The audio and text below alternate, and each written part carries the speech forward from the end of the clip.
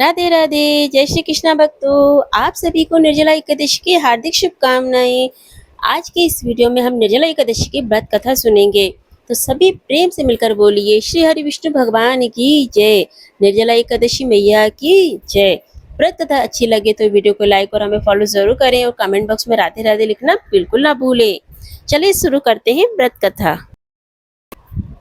एक बार युधिष्ठिर महाराज जी ने व्यास जी से कहा कि ज्येष्ठ मास में पड़ने वाली जो एकादशी है उसका नाम क्या है, इस दिन व्रत कैसे करना चाहिए। युधिष्ठिर महाराज की यह बात सुनकर के भीम ने कहा कि हे मुनिवर, मुझसे तो एकादशी का व्रत होता नहीं है, क्या आप मुझे कोई ऐसा उपाय बता सकते हैं कि व्रत भी हो जाए और भूखा भी ना रहना पड़े।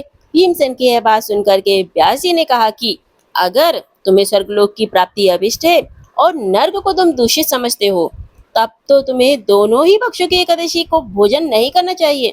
भीमसेन बोले कि हे गुरुवर, मैं आपके सामने सच्ची बात कहता हूँ, एक बार भोजन करके मुझसे व्रत नहीं किया जा सकता है, तो फिर उपवास करके तो मैं रह ही नहीं सकता, और मेरे उदर में तो सदैव जठर अग्नि प्रज्वलित होती रहती है। उसे शांत करने के लिए मुझे अधिक से अधिक भोजन करना पड़ता है। इसलिए हे महामुनि, मैं सिर्फ साल में केवल एक ही उपवास रख सकता हूँ, जिससे स्वर्ग की प्राप्ति सुलभ हो सके, जिसके करने से मेरा भी कल्याण हो सके। कोई ऐसा व्रत निश्चय करके बताइए। तब व्यास जी ने कहा कि एक साल में जितनी भी एकादशियां पड़ती हैं, जितनी भी एकादशियां होती हैं, उन सब का फल निर्जला एकादशी व्रत से मनुष्य को प्राप्त हो जाता है।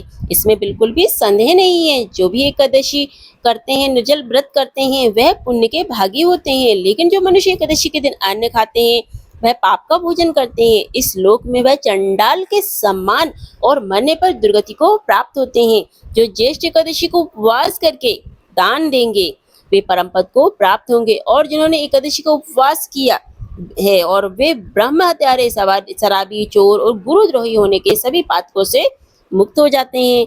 पुरुषों के लिए जो विशेष दान और कर्तव्य बताए गए हैं इस एकादशी के बारे में उनको भी जानना चाहिए।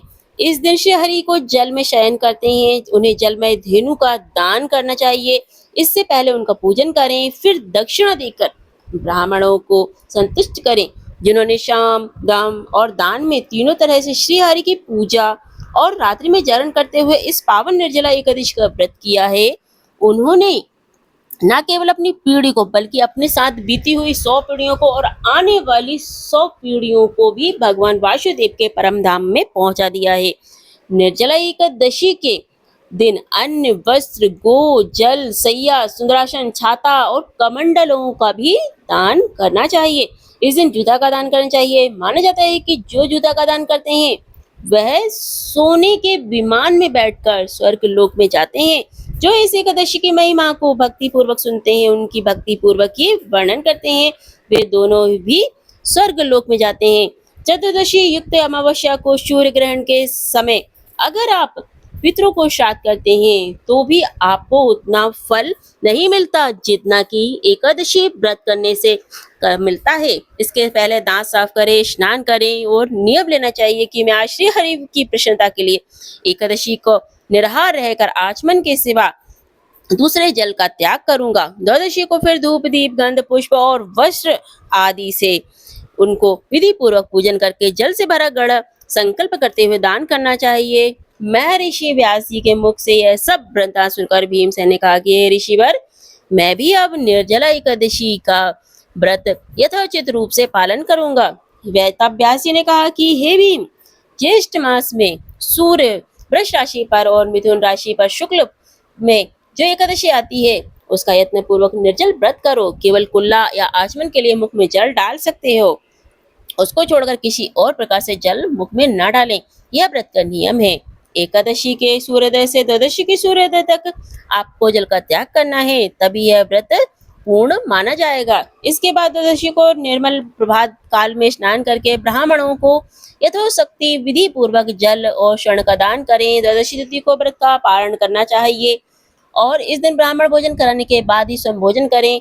जो इस प्रकार से पाप नाशिनी निर्जला एकादशी का व्रत करते हैं वह अपने समस्त पापों से मुक्त हो जाते हैं।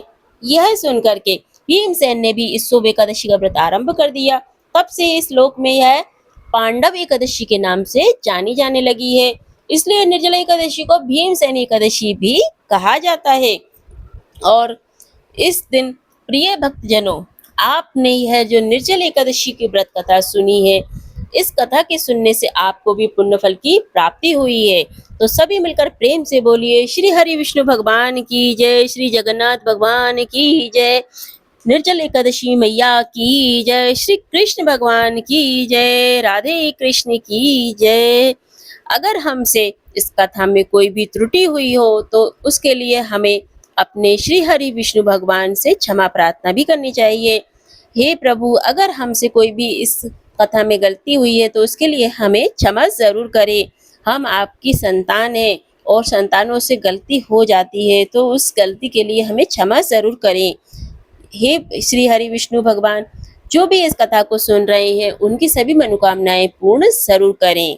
अगर आप सभी को यह कथा अच्छी लगी हो तो वीडियो को लाइक और हमें फॉलो जरूर करें और साथ में कमेंट में राधे राधे लिखना बिल्कुल ना भूलें। राधे राधे।